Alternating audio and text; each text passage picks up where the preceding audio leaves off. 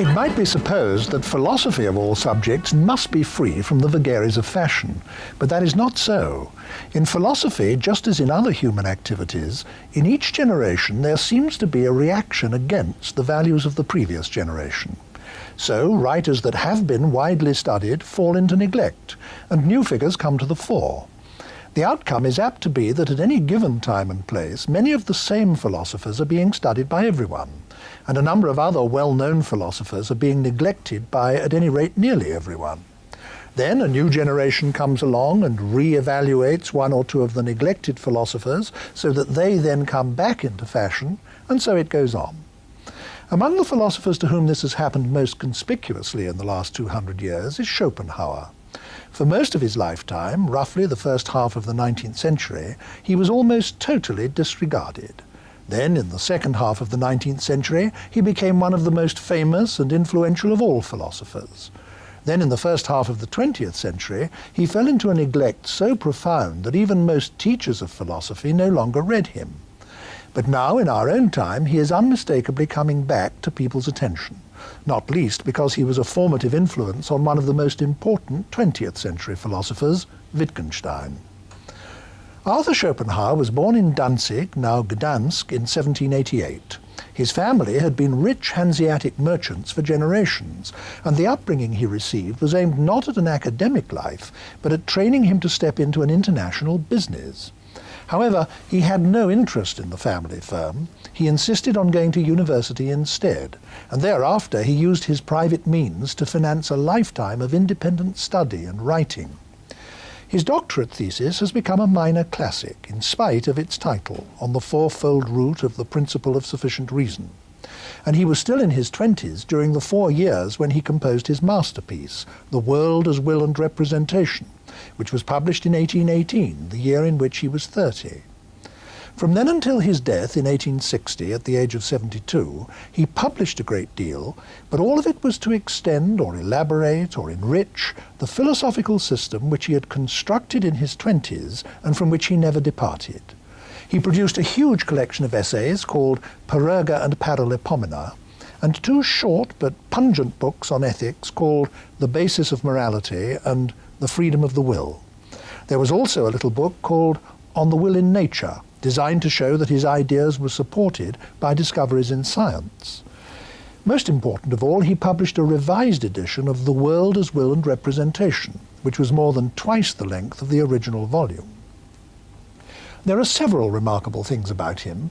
Although in direct succession to Kant's, his own work was securely in the mainstream of Western philosophy, he was genuinely knowledgeable about Hinduism and Buddhism, and is the only major Western philosopher to draw serious and interesting parallels between Western and Eastern thought.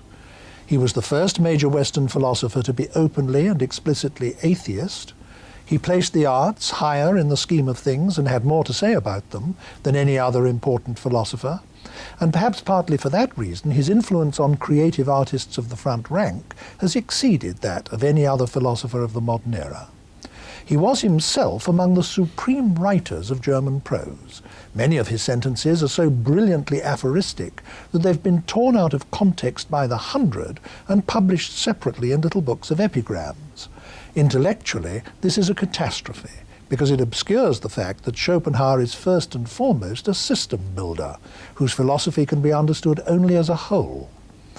Of the books in print about it in English at the time of making this program, I have to confess to you that the longest and most recent is by me, but I can't very well interview myself, so I've invited the author of one of the others to come along and discuss Schopenhauer with me.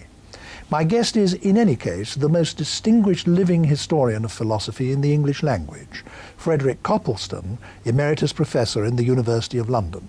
In addition to his extended treatment of Schopenhauer in his 9-volume History of Philosophy, he's written a separate book about him called Arthur Schopenhauer, Philosopher of Pessimism. Well, Professor Copleston, I think the place we ought to start is by addressing ourselves to the question of what it was that Schopenhauer set out to do. Perhaps I should let you take that up. Well, Mr. Magee, I think that like other original philosophers, a great many of them, Schopenhauer wanted to understand the world in which he found himself, the world in which he lived, or one could say he tried to form a coherent, unified interpretation of human experience, or to gain conceptual mastery over the world of phenomena, the plurality of phenomena. I think that is it. And to do that, Schopenhauer thought that it was necessary to identify the underlying reality. If one asks why he thought that there was an underlying reality to identify, I suppose that the reason, one main reason, is that he started from the premises of Immanuel Kant, and that he thought that the way in which we see the world is a human perspective, that the human mind is pre-programmed to see the world in certain ways, and we can't, for example, experience objects except as situated in space and time, as subject to spatial temporal relations and as subject to the relation of causality.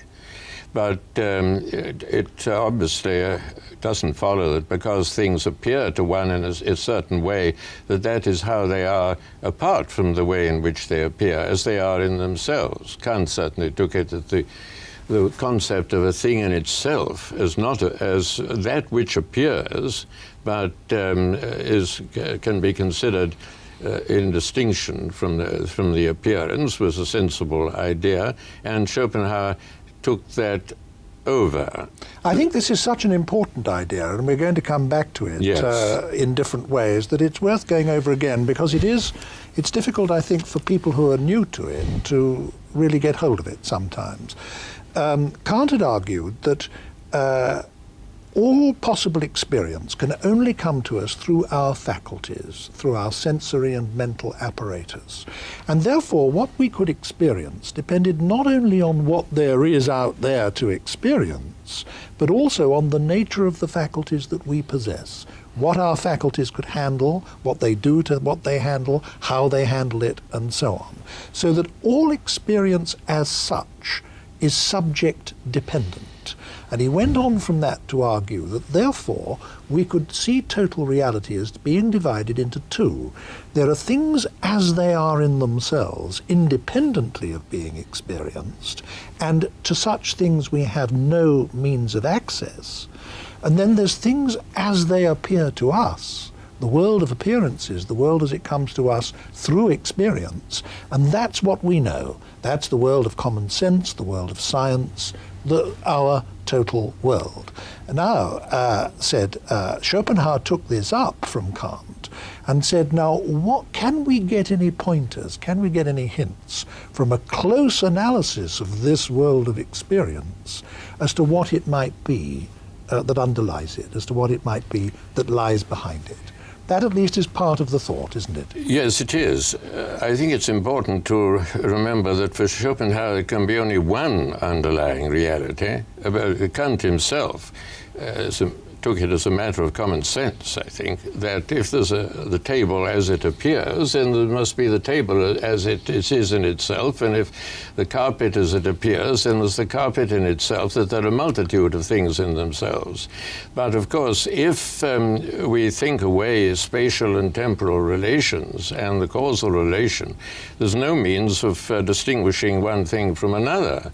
So that if the underlying reality transcends space and time and causality and is quite other than the world of phenomena, then number one, the plurality or multiplicity belongs to the world of phenomena, but the underlying reality must be one. These ideas that we're dealing with are really so difficult that I think that is worth going over again as well. I think it'll help a lot of people.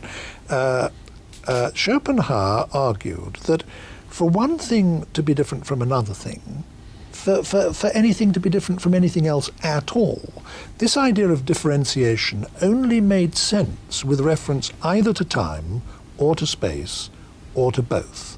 If two things are identical in time and identical in space, then they're identical, period. They're the same thing. So the notion of there being different things in the plural could only apply to this world of our experience, this world of space and time. Outside that world, it could make no sense whatever to talk of anything being different from anything else. And therefore, I'd just like to complete this thought, therefore, whatever there is outside this world of our experience must be one and undifferentiated.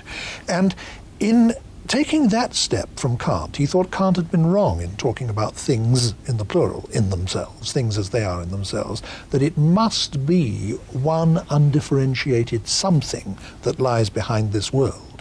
Now, in saying that, he took an enormous stride towards one of the central beliefs of Hinduism and Buddhism.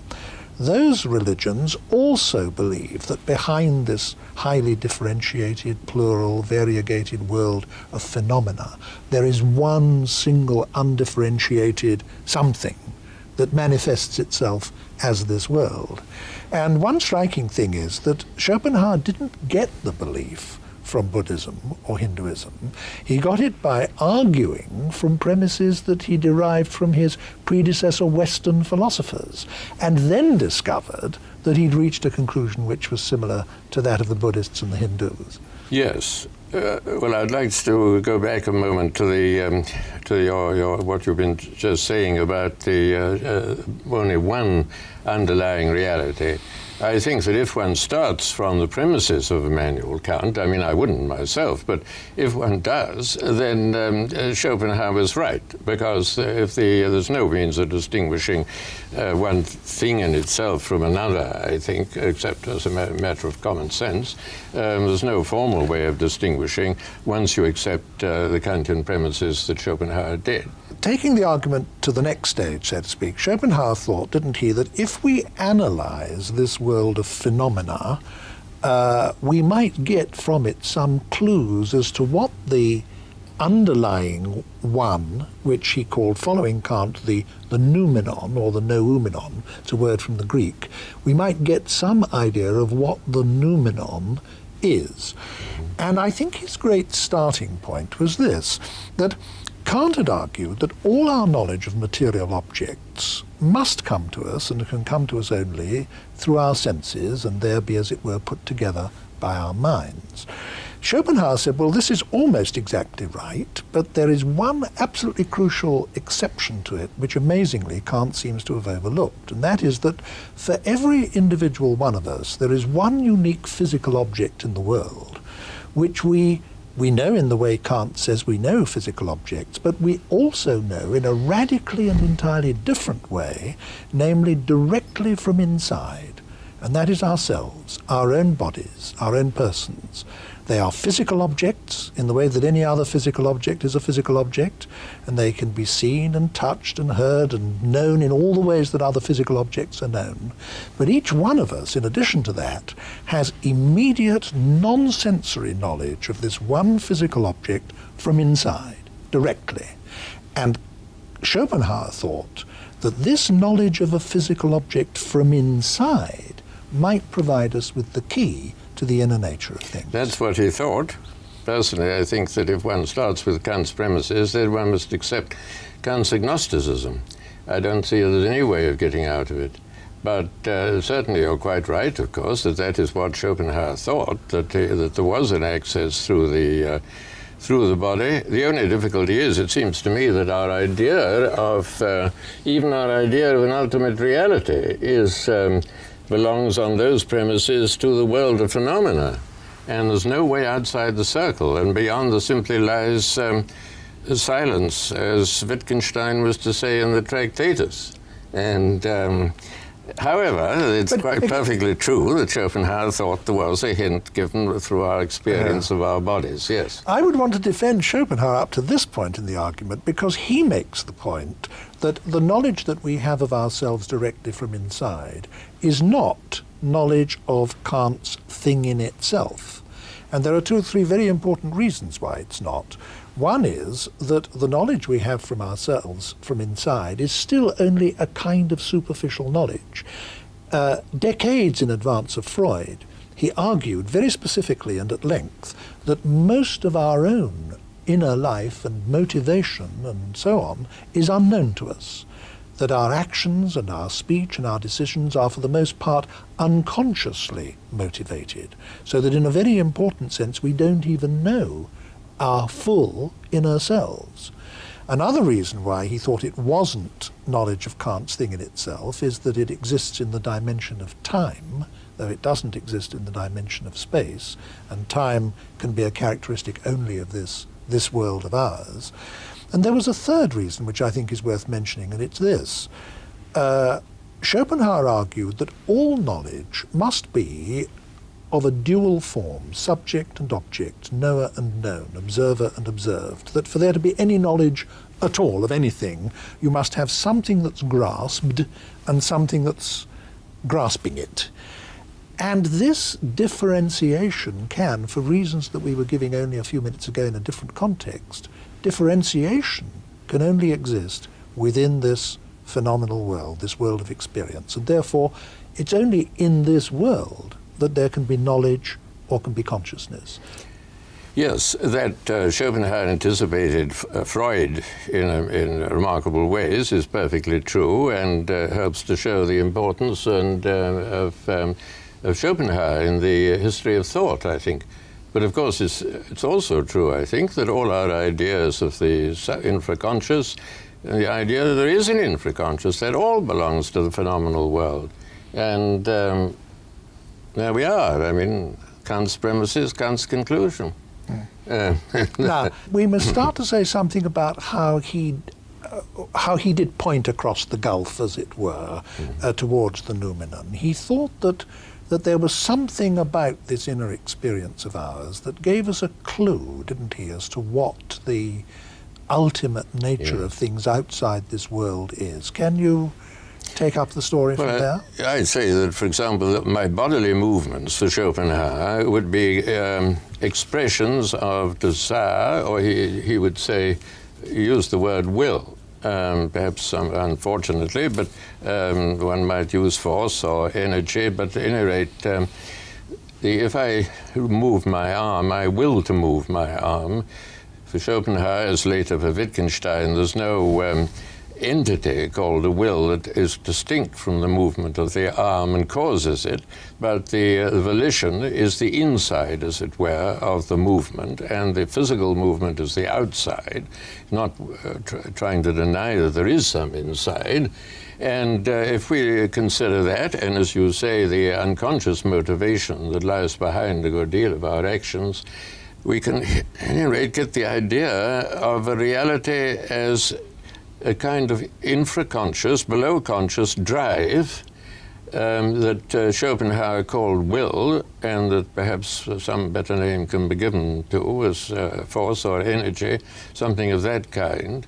But that we have that hint as to the nature of the ultimate reality as an unconscious striving, a striving for existence, for life, for self-assertion, whatever you can describe it in various ways, of course.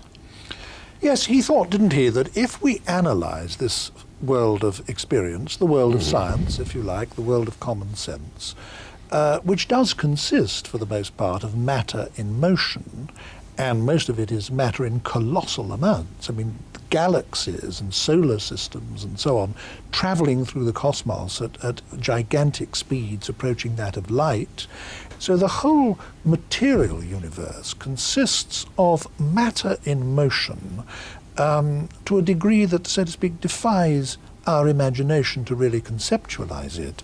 And he argued, I mean, there were steps in the argument that we haven't time to go through, but he argued, following on from Kant, that what is ultimate in all this must be energy. He argued that matter is, as it were, instantiated energy, that a physical object is a space filled with force, that ultimately all matter must be transmutable into energy. And it's very striking, I think, that that particular doctrine of his has been entirely borne out by 20th century science. When the physicists in our century arrived at this conclusion, they thought they were propounding something revolutionary and incredible, but in fact Kant and Schopenhauer arrived at this conclusion over 100 years before them by pure rational reasoning of it out from ordinary experience. Yes, when one's talking about theoretical physics, one has to remember that so many physicists are sometimes very loath to say that the terms such as energy and so on denote any reality, aren't they? That they're of use within the framework of theoretical physics, but that it can't be taken that there's some kind of metaphysical reality called energy or so on. But I can quite see the point of substituting energy for Schopenhauer's will in describing. Well, you're attributing to me a step I don't quite take. I mean, well, I'm glad. Yes. I mean, what I wanted to say was this. Schopenhauer argues that what is ultimate in this world of phenomena, in this world of experience, is energy. Yes. And at the scientific level, in speaking from the standpoint of our own day, he can be said to have been remarkably prevoyant about that, to have been correct. Now, he says that the metaphysical, the underlying noumenon, is whatever manifests itself as this energy. And throughout the cosmos, I mean, in the stars and the solar system, in animals, in trees, in falling stones, in ourselves, in everything. It's the unconscious energy that forms us in the womb, that makes our organs work while we sleep, and so on. And I understand him as saying that the nearest we come to getting any glimmering of what that is in experience is the experience we have inside ourselves of the energy, the go, the force, the will to exist, the will to survive, that somehow ultimate and irreducible push or drive, which is underlying to everything else. Yes, but then of course Schopenhauer wasn't indifferent to the underlying reality, was he? I mean, he adopted quite definite attitudes and negative attitudes towards it, disvaluing it. And energy is such a neutral word that I mean, it's hard to say whether one approves of energy or disapproves of energy, likes energy or doesn't like energy. It's very difficult to say, whereas Schopenhauer, as we're both very well aware, I mean, had a very definite attitude towards the ultimate reality and its manifestations. And, well, I think it would have been better if he'd used the word energy, because he decided to give the name will to this metaphysical reality. And I think that's misled people ever since, because we can't help associating the idea of a personality with a will, or the idea of an aim with a will. When Schopenhauer himself reiterates at different points in his writings that he doesn't mean that in his sense of the word will, everything has a will. A dead star or a stone has as much will as you or I, that it is simply the metaphysical substratum, as it were, in everything, that it's not personal, not alive, not organic, not has no aim, and so on. I think it's misled people. An impersonal word like energy would have been very much better, in my opinion. Well, I think you're quite right on that particular point. My own point that I was hinting at was that as Schopenhauer looked on the ultimate reality as perfectly revolting and was willing to speak of it on occasion, even in moral terms, as wicked, I mean, one wouldn't naturally be led to think of energy as revolting or as not revolting, at least I wouldn't, and certainly not as wicked. And so that's what I meant, that he has this definite attitude towards the ultimate reality and towards its manifestation, of course, this world, empirical world. Well, now, perhaps we can, as it were, change our tack a little and confront that head on. Up to this point in our discussion, we've been sketching what Schopenhauer's picture of reality was, what he thought the overall picture was. Now let's talk about his attitude towards it.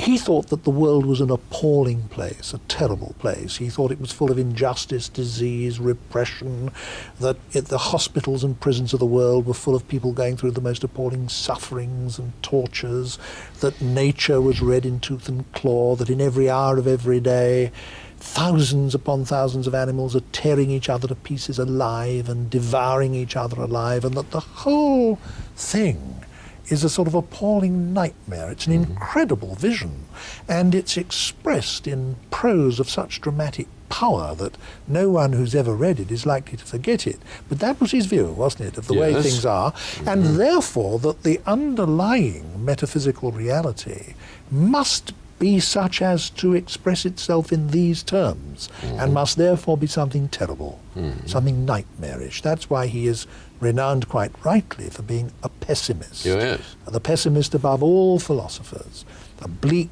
black view of reality. Of course, he didn't leave it there, did he? I mean, he had suggested some ways out, the temporary way through aesthetic contemplation, through art, through the creation of art and through the appreciation of art, which stills desire and selfishness and longing and hostility and conflict for the time being, at any rate. Just as one can go into an art gallery and look at the pictures and without desiring anything, but then, of course, one comes out and runs into a cafe or a pub and need and desire reassert themselves. But it's a temporary way out.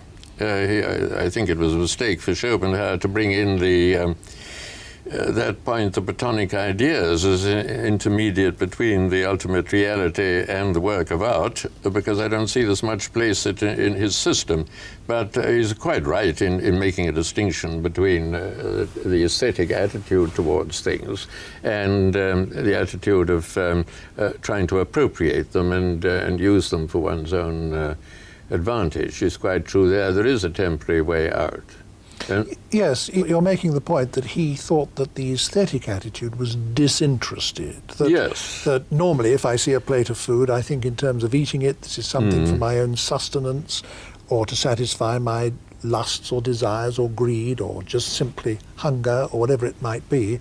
Whereas if I see a Dutch painting of a plate of food, I don't see it in that light at all. No. I see it as entirely sort of impersonal, disinterested way, and then I'm conscious of its presence or absence of aesthetic qualities, yes. its beauty or lack of beauty it may be, but it's a quite different way of looking at things. Yes. One point that I think is worth drawing attention to in Schopenhauer's aesthetic is that he did think that the arts provided us with a special way of knowing things, and by that very token he did not regard them as a means of expression.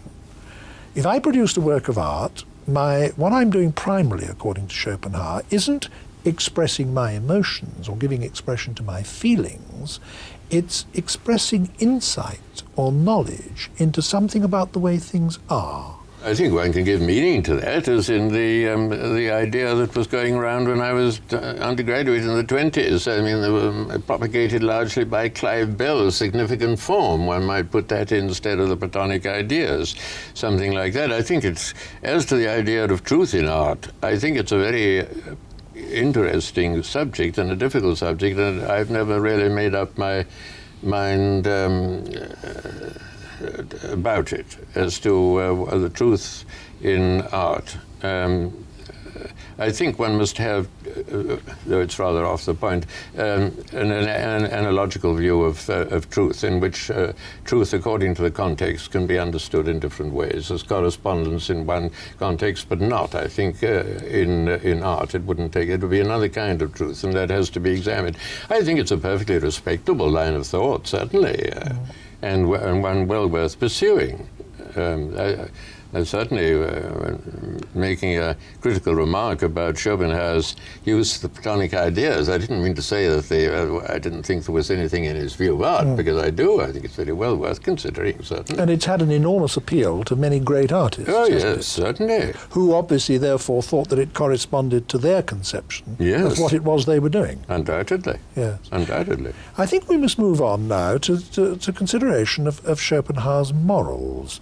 What would you say was the place for morality or ethics in a world as painted by Schopenhauer? Well, as you know, Schopenhauer insists that as there's one ultimate reality, and each one of us is identical with that one ultimate reality, therefore, in some sense, we're all one, ultimately.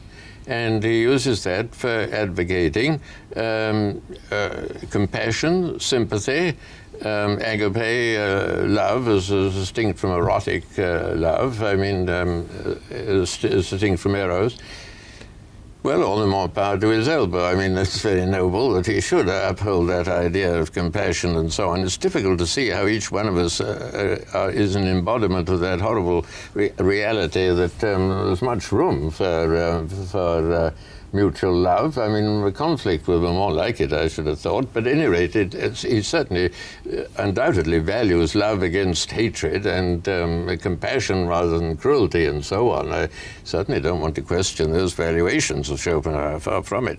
But ultimately, of course, as we're all the one will, and the will is something horrible, the ultimate ideal can only be turning against the ultimate reality. I'd like to keep these two notions separate for the moment. And before we move on to his idea of turning against reality, I'd like just to say a little more about his view of morals and ethics, because it was, in a sense, applied metaphysics, in a rather unusual sense for a philosopher. He had, as you say, this metaphysical view that we were all ultimately one, and again, that is in common with some religions, and therefore that in doing you an injury, I am in some significant ultimate sense injuring myself. And that my ultimate oneness with you is really the basis of morality, the basis of compassion, the basis of empathy. It's why I should behave towards you in morally approved ways and not behave towards you in aggressive ways. And you were quite right to say that there's an apparent conflict between regarding the ultimate metaphysical reality as awful and evil and nightmarish in the way we were talking about a few moments ago, and regarding it in this context as the basis of compassion, empathy, and morality in general. I would like at this point to say that the famous fact-value distinction applies as much to Schopenhauer, in my opinion, as it does to anyone else. That is to say that you can accept his view, or a great deal of his view, about how things are, about what reality is, without accepting his evaluation of it, or taking up his stance towards it. And I say that with feeling because, in fact, I'm an example, I think, of this. I mean, I do regard very large parts of Schopenhauer's philosophy, by no means all of it, but large parts of it I regard as being valid and as having enormously rare and important and genuinely deep insights. And I think it casts great illumination. But I'm not a pessimist in Schopenhauer's sense at all. In other words, I accept his picture of the way things are to an important degree, but I don't at all take up his view of it all as being a nightmare or, whatever it may be. So I would go along with the ethics of Schopenhauer. In fact, I think his ethics is very well founded. And wouldn't want to, as it were, keep that part of his philosophy with which it's in conflict. As you know, a good many philosophers now question the fact-value distinction. I wouldn't wish to, I think it has an indispensable use myself, because one must distinguish, for example, between the way in which people behave and the way in which they ought or not to behave. The two propositions are different types. That's perfectly obvious. On the other hand, I don't think myself that one can have any interpretation of the world that doesn't contain value judgments. Value judgments of importance, of significance, and so on.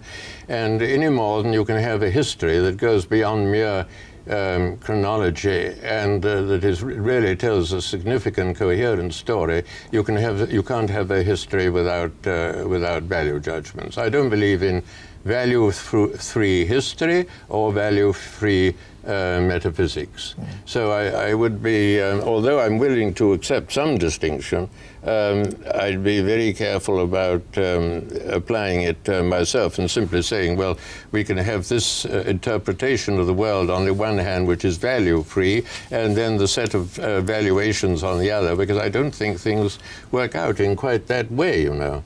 No, I don't think they work out in quite that way either.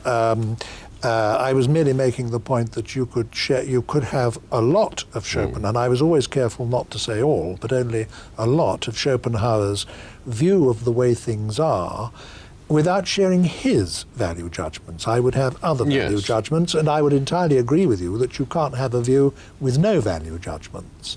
I think that's absolutely correct.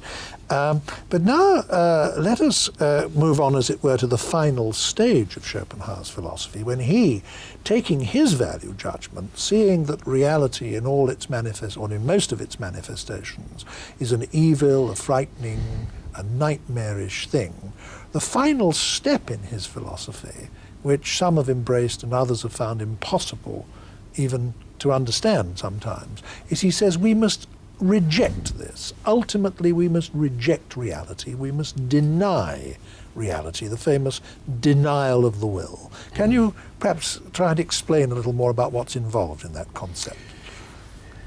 Well, I'd say that if you turn, well, of course, he entirely approved of the asceticism, self-mortification, and so on that one can find in several of the world religions, advocated at any rate and practiced in the past, and he thought that was constituted a stage on the way towards a kind of final rejection of the will. I don't quite know what form that would take, but it would take the form of an entry into a Buddhist nirvana interpreted as nothingness. Well, Schopenhauer would say that it may possibly have qualities of which we know nothing and can know nothing, but as far as we're concerned, to turn against the ultimate reality as we form a conception of it is to turn to nothingness, to non-existence. That's why I would say that in spite of all the real resemblances between Christianity, Buddhism, and Schopenhauer's philosophy, there is a fundamental difference between his attitude and, say, that of the Christian, the Muslim, and the Orthodox Jew, because as they believe in God, they certainly wouldn't regard it as desirable that one should chuck God overboard or deny the ultimate reality in that sense. So there it seems to me there is a gulf. But more important, because people might sweep that aside and say, well, I'm neither a Christian nor a Muslim nor a Jew. But even in terms of Schopenhauer's own philosophy, I don't see how it's possible to turn against the will, because it's the will that has to deny itself. I am the will. And if this ultimate reality is going to deny it, how can it deny itself? In and through me. It can't produce nothingness exactly. I don't see how I find it the more I think about it, the more difficult I find to envisage that ultimate rejection of the will as taking place when the will itself has got to do it. Let us, before we finish this discussion, I'd like us to say a word or two about Schopenhauer's influence on other people. He's had enormous influence on creative artists, and I referred to that. I didn't name any, but one might name Wagner an enormous influence, Turgenev an enormous influence. In fact, lots of major novelists of the last 100 years, Conrad, Thomas Hardy, Proust, Thomas Mann. But perhaps in a discussion which is about philosophy, what we ought to concentrate on is not that so much as his influence on other major thinkers. And I think three stand out in importance: Nietzsche, Freud, and Wittgenstein, as having, in chronological order, as having been very obviously and strikingly influenced by Schopenhauer between his day and ours. Could you perhaps say something about his influence on Nietzsche? Well, as you know, Nietzsche regarded Schopenhauer as an educator, and his early work, Schopenhauer as educator, indicates, I think, that he thought of Schopenhauer as a man who wasn't content with the superficial view of things, but looked underneath and wasn't afraid to look the world and history in the face, and didn't try and gloss over everything as Leibniz did with talk about the best of all possible worlds, but really looked the world in the face, and was therefore a man of mental integrity. He also entirely agreed with Schopenhauer's subordination of intellect to will, in its first instance, a servant of the will. And also, I think he regarded Schopenhauer as a man of great independence of character, who didn't allow himself to be, his views to be dictated by society, but thought them out, or by his predecessors for the matter of that, or other philosophers, but thought them out for himself. I think, but he came, of course, to criticize, as you know, Schopenhauer in the course of time for his turning away from life. And although it's been said of Nietzsche by Professor Crane Brinton that the great Yaysayer spent most of his life saying no, Nietzsche did officially uphold the affirming of the world as it is. And in a way, I sympathize with Nietzsche, because I think if the world is as Schopenhauer said it is, then the best thing is to try and alter it for the better. I don't say that Nietzsche, well, he thought, I mean, I wouldn't agree with Nietzsche's idea of what would be for the better, but I do agree with Nietzsche. But on the other hand, he never ceased to admire Schopenhauer and revere him as a man who set him on the right path, away from convention. It was a great questioner, I think. Well, I think we must now turn finally to the latest of the great thinkers who was directly influenced by Schopenhauer, namely Wittgenstein. And perhaps you'd like to conclude this discussion by saying a little about Schopenhauer's influence on Wittgenstein. Thank you. Yes, well, of course, that's quite clear, isn't it? I mean, from the preparatory, the material preparatory to the Tractatus in the notebooks and in the other manuscripts, the debt of Wittgenstein to Schopenhauer is made quite clear. And in the Tractatus itself, this idea to which you referred earlier in our conversation of the correlation between the subject and my world, that is strong in Wittgenstein, that there's I and my world, and that the I, the epistemological subject, is as it were the boundary of my world. It's not an object in my world. And because if I try to think of myself, then there's the I that's trying to think of myself. But it's on the borderline, as it were, of the world. That comes straight out of Schopenhauer. Then the famous saying in the Tractatus that if all the problems of science were answered, the problems of life wouldn't have been touched. That also really comes from Schopenhauer, I think. And it's also noteworthy that in the Tractatus, Wittgenstein makes a distinction between the will as the bearer of ethics, of which he says nothing can really be said. That's the metaphenomenal will. And the will as a phenomenon, which is really forms part of the subject matter of psychology rather than of philosophy for the author of the Tractatus. And therefore, there is that distinction between the metaphysical will, I think, the metaphenomenal will and the phenomenal will, which also can be traced, I think, to Schopenhauer. I should say that Wittgenstein, in the course of time, became less and less Schopenhauerian, in the sense that he became less and less addicted to forming a system, whereas, as you said much earlier, Schopenhauer was certainly a system builder. There is a kind of embryo system in the Tractatus, but there's very little, as we all know, in the later writings of Wittgenstein.